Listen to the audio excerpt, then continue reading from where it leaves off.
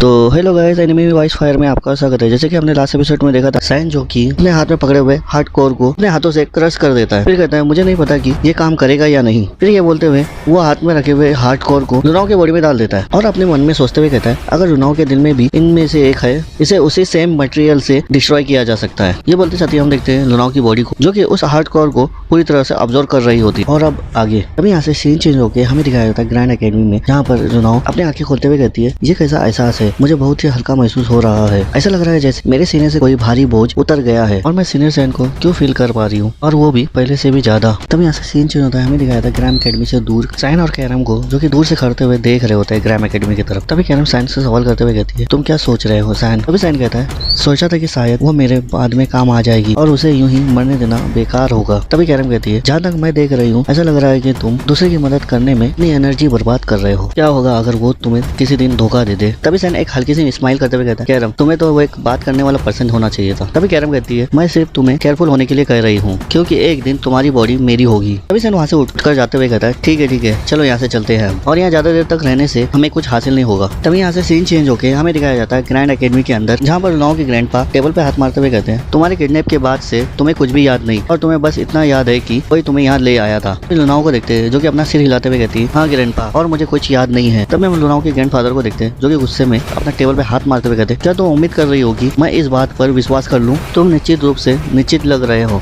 जब पूरा राज्य उस ब्लड बैंकेट के कारण डिस्टर्ब हो गया है। तभी हम देखते हैं वो बटलर को जो कि माफी मांगते हुए कहता है मुझे माफ कर दीजिए लॉर्ड रीजन, मुझे उसे घर ले आने में और जल्दी करनी चाहिए थी। तभी लॉर्ड रीजन अपने कुर्सी से उठते हुए वहाँ से आते हुए कहते हैं तुम क्या कर सकते थे जब ये बेशरम लड़की अपने ही मनमानी कर रही थी। तभी वो बटलर अपना सर झुकाते हुए माफी मांगते हुए कहता है थैंक यू माय लॉर्ड। तभी लॉर्ड रीजन बटलर से कहते हैं मुझे पता है कि मेरी ग्रैंड डॉटर तुम्हें हमेशा परेशान करती रहती है। ये बोलते हुए बटलर के पास आ जाते हैं और बटलर के कंधे पे हाथ रखते हुए उसी की तरफ देख रहे होते हैं। तभी वो बटलर घबराते हुए कहता है माय लॉर्ड मैं सिंपली ड्यूटी कर रहा हूँ आपके लिए। तभी लॉर्ड रीजन कहते हैं हाँ तुमने अब तक बहुत अच्छा काम किया है। ये बोलते हैं हम देखते हैं बटलर के कंधे पे जो लॉर्ड रीजन ने जो कि बटलर के कंधे पे हाथ रखे हुए थे वो हाथ फायर में बदल चुका होता है और बटलर भी एकदम घबराते हुए जैसे ही देखता है घबराते हुए कहता है लॉर्ड हेडमास्टर। तभी हम देखते हैं लॉर्ड रीजन को जो कि बहुत गुस्से में होता है और बटलर को देखते हुए गुस्से में कहते हैं मुझे पता था कि तुम मुझे बहुत पहले से ही धोखा दे रहे, लेकिन क्या तुम्हें सच में विश्वास था कि तुम मेरी ग्रैंड डॉटर को नुकसान पहुंचाने के बाद इतनी आसानी से बचकर बाहर निकल सकते हो। तभी बटलर घबराते हुए कहता है माय लॉर्ड आपको कुछ मिसअंडरस्टैंडिंग हो चुकी है, प्लीज मुझे इसे एक्सप्लेन करने का मौका दीजिए। तभी लॉर्ड रीजन गुस्से से कहते हैं तुम चुप रहो, तुम्हारे अंदर से मुझे घिन आ रही है। ये बोलते हुए वो बटलर की बॉडी को पूरी तरह से फायर में जला देते हैं। तभी हम लुनाओ को देखते हैं जो कि घबराते हुए अपने मुंह में हाथ रखते हुए कहती है कैसे तुम इतना क्रूर हो सकते हो। तभी लॉर्ड रीजन लुनाओ को बताते हुए कहते हैं ये भी तुम्हारे किडनैप करने वालों में से एक था। फिर लुनाओ से पूछते हुए कहते हैं तुमने सैन के बारे में क्या सीखा। तभी लुनाओ भी अपने मन में सोचते हुए कहती है वो पूछ रहे हैं जबकि उन्हें सब कुछ पता है। फिर लुनाओ अपने ग्रैंडफादर से कहती है मैंने कुछ भी जरूरी नहीं सीखा, और अपने मन में सोचते हुए कहती है वो मेरा बोला हुआ झूठ नहीं मानेंगे। तभी लॉर्ड रीजन लुनाओ की तरफ आते हुए कहते हैं तुम्हारा ये कहने का क्या मतलब है। तभी लुनाओ फिर से कहती है मैं रिटर्न इसलिए लेट आई क्योंकि मैं उसे दोबारा मिलना चाहती थी,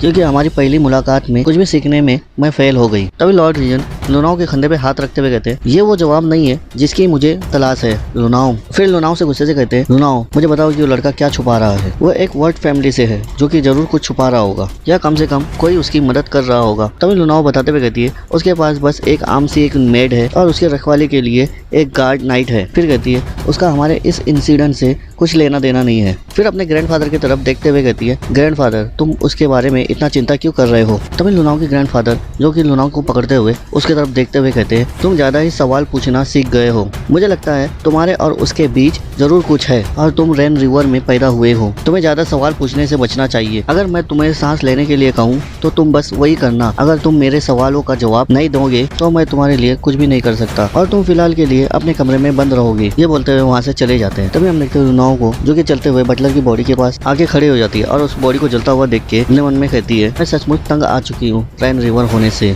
तभी यहाँ से सीन चेंज होकर हमें दिखाया जाता है रोयन एकेडमी को, जहाँ पर सैयद खान जो कि सैन के रूम के बाहर दीवार पे टेका लगाए हुए सैन का इंतजार कर रहा होता है और वहीं सो रहा होता है। तभी हम सैन को देखते हैं जो कि वहाँ आते हुए जैसे ही सैयद खान को देखता है एक कोने में छुप जाता है और उसे देखते हुए कहता है क्या ये मुसीबत है। फिर कहता है क्या उसे क्लास में नहीं होना चाहिए था। फिर कहता है उफ मुझे बाद में वापस आना होगा। ये बोलते हुए वहाँ से सीढ़ी उतर कर जा रहा होता है। तभी हम देखते हैं सामने से कुछ स्टूडेंट आपस में बात कर रहे होते हैं। तभी उनमें से एक लेडी पूछते हुए कहती है क्या सच में। तभी वो स्टूडेंट बताते हुए कहता है हाँ तो सभी क्लास बंद कर दी गई है। सैन भी उन लोग की बातें सुनते हुए उन लोग की तरफ ही बढ़ रहा होता है। तभी उनमें से तीसरी लेडी जो कि बताते हुए कहती है वो लोग उसे अभी तक ढूंढ नहीं पाए हैं और मैं इसी बात पर चिंतित हूँ। तभी उनमें से फर्स्ट लेडी कहती है मुझे उम्मीद है कि वो ठीक होगी। तभी सैन भी उन लोगों की बातें सुनने के बाद अपने मन में कहता है क्या शायद कोई गायब हो गया है। मैंने सुना हो कि इंस्ट्रक्टर नेला आरोनिस वो मिसिंग हो चुकी है। तभी साइन पीछे मुड़ते हुए कहता है इंस्ट्रक्टर सरिका। तभी सरिका मैम साइन के पास आते हुए कहती है क्या वो तुम थे? तभी साइन नर्वस होते हुए सरिका मैम से कहता है मुझे समझ नहीं आ रहा क्या आपका क्या कहने का मतलब है। तभी सरिका मैम साइन से पूछते हुए कहती है तुमने उस मैजिक करने वाले इंस्ट्रक्टर को क्यों मारा? तभी साइन अपना हाथ उठाकर मना करते हुए कहता है मैं वो नहीं था।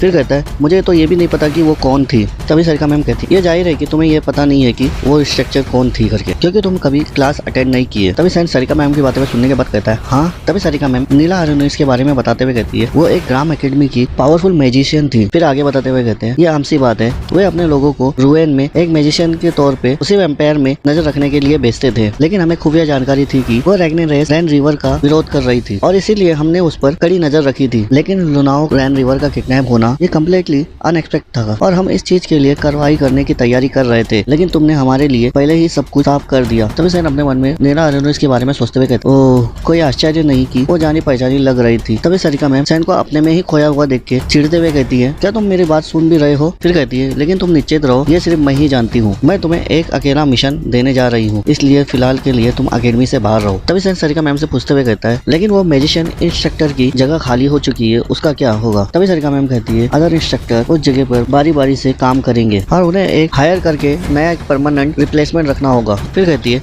मैं श्योर हूँ कि उन लोगों ने पहले ही एक आउट पोस्टिंग डाल दी होगी। तभी यहाँ से सीन चेंज होकर हमें एक नए पर्सन को दिखाया जाता है जो कि घोड़ा गाड़ी में बैठते हुए रुएन एकेडमी की तरफ जा रहा होता है। तभी वो पर्सन उस जगह को देखते हुए कहता है वाह ये कितना खूबसूरत नजारा है। तभी वो घोड़ा गाड़ी वाला पर्सन हंसते हुए कहता है हाँ शहर वालों को ऐसा रेगिस्तान पहाड़ी इलाका खूबसूरत लगती है। फिर वो ओल्ड मैन पूछते हुए कहता है लेकिन तुम रुएन तक क्या ले जा रहे हो? तभी वो पर्सन बताते हुए कहता है एक जॉब है जो कि मैं करना चाहता हूँ और संयोग से वो एक जगह खाली है, इसीलिए जल्दी मैं वो जगह पहुंचकर मैं वो पोजीशन को लेना चाहता हूँ। तो गाइस तभी हमें पता चलता है कि ये पर्सन और कोई नहीं बोरिस है और बोरिस नीला आरोनिस के रिप्लेसमेंट के पोजीशन के लिए जा रहा है। तभी गाड़ी चलाने वाला ओल्डमैन कहता है हाँ तो फिर तुम एक टीचर होगे है ना? तभी बोरिस भी हंसते हुए कहता है हाँ आप मुझे शर्मिंदा कर रहे हैं, अभी नहीं। तभी यहाँ से सीन चेंज होकर हमें एमिली को दिखाया जाता है जो कि सोफे पे लेटते हुए कहती है वो मैंने कभी नहीं सोचा था कि यहाँ इतना बोरिंग होगा। तभी कैरम को दिखता है जो कि एमिली की तरफ आके एमिली से कहती है तुम उड़ जाओ, तुमसे कहा ना ये जगह मेरी है। तभी एमिली कैरम से जवान चलाते हुए कहती है ये रूम लॉर्ड सैन का है और यहाँ पर कुछ भी तुम्हारा नहीं है। फिर हम कैरम को देखते हैं जो कि ये सुनते ही एकदम से गुस्सा हो गई होती है। तभी डोर खुलता है और सैन अंदर आते हुए कहता है मैं घर आ गया।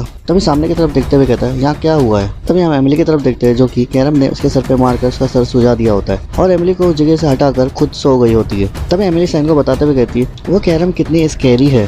तभी सैन कैरम को आवाज लगाते हुए कहता है कैरम अब उठ जाओ, हमें एक मिशन पे जाना है। तभी कैरम कहती है क्या अभी? तभी एमिली भी हाथ दिखाते हुए कहती है रुको मुझे भी तुम्हारे साथ ले चलो। तभी सैन मना करते हुए कहता है नहीं मेरा तुम्हारे लिए एक बहुत ही इंपॉर्टेंट काम है। तभी एमिली भी हैरानी होते हुए कहती है क्या सच में? तभी सैन नाना के रूम की डोर की तरफ इशारा करते हुए कहता है नाना को तुम भूखे नहीं रहने देना। तभी एमिली ये सुनते ही एकदम से घबरा जाती है और कहती है ये इतना इंपॉर्टेंट भी नहीं है और तुम मुझसे पीछा छुड़ाने की कोशिश कर रहे हैं, रुको अगर मैं उसे ऐसे ही छोड़ दूं तो वो फिर उस मॉन्स्टर में बदल जाएगी। ये बोलते साथ ही हम देखते हैं वो डोर खुलता है और उसमें से आवाज आती है पापा मुझे भूख लगी है। तब बोलते साथ ही हम देखते हैं एमिली को जो कि जल्दी से आते हुए अपने हाथ में पकड़े हुए केक को जो कि नाना के मुंह में घुसाते हुए कहती है ये लो नाना और खुश हो जाओ। तभी नाना भी उस केक को मजे से खा रही होती है। तभी एमिली सीरियस होते हुए सैन की तरफ देखते हुए कहती है तुम सब कुछ मुझ पर छोड़कर जा सकते हो और तुम बाहर केयरफुल रहना माय लॉर्ड। तभी सैन एमिली को थम्स अप दिखाते हुए कहता है मैं तुम पर कंटिन्यू विश्वास करके जा रहा हूँ एमिली। तभी एमिली भी कहती है तुम्हें चिंता करने की कोई जरूरत नहीं है, अगर किसी चीज पर मुझे भरोसा है वो मेरा खाना है। तभी सैन वहाँ से जाते हुए कहता है ठीक है लेकिन तुम ब्रांड को ये सब नहीं खिलाना। तभी हम ब्रांड को देखते हैं जो कि एमिली के बनाए हुए खाने की वजह से बीमार हो गया होता है। तभी हम देखते हैं ब्रांड को जो कि बिस्तर में ही लेटे हुए नींद में बड़बड़ा रहा होता है ओह ग्रैंडमा तुम उस लाइट के पास क्या कर रहे हो? तभी सैन कहता है वो अभी भी रिकवर हो रहा है। तभी यहाँ से सीन चौके हमें दिखाया जाता है सैन और कैरम को जो कि वहाँ से जाते हुए कैरम पूछते हुए कहती है इस बार हम कहाँ जा रहे हैं? तभी सैन बताते हुए कहता है उस किंगडम के साउथ वेस्ट में लैम स्टार की ओर, जहाँ पर हमें सिटी दिखाया जाता है जहाँ पर सैन बताते हुए कहता है जहाँ पर क्रिमिनल मनी और वायलेंस ज्यादा है। तभी वहाँ पर पब्लिक में से एक पर्सन आवाज लगाते हुए कहता है मैंने अपना पैसा तुम पर बेट लगाया हूँ। तभी सेकंड पर्सन भी आवाज लगाते हुए कहता है बेहतर होगा कि तुम हमें शर्मिंदा मत करना।